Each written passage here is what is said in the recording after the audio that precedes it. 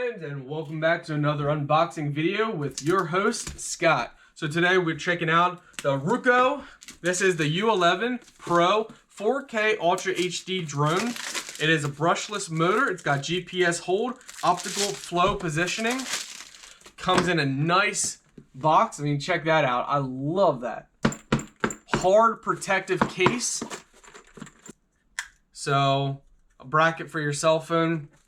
Here's the battery. It's a pretty beefy battery. So, oh wow, that's 1900 mAh. It's 7.6 volts, rechargeable, power on and off.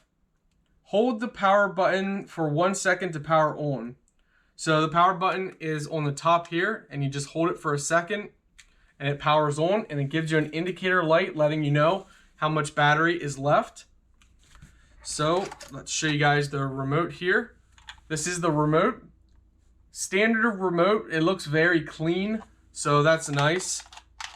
Joysticks feel good. So this is it. Very nice. Simple. So the blades are foldable. Let's go ahead and peel this off. Pull off the camera plastic cover. And there's also going to be a little piece on the camera lens itself. So nice looking drone. Alright guys, so now for the blades, you just pull one out one by one. And you know, it's simple, they just pull right out. No special maneuvering, just pull them out and you're good to go.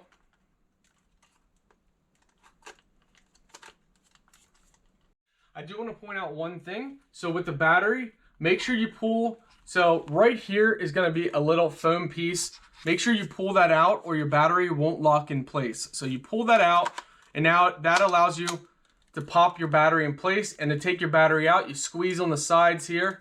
Just squeeze that on the side and you can pull your battery right out. All right guys, the quickest way to tell you how to do this is when you have it off and you turn it on and you press down on the remote to pair it, it will beep.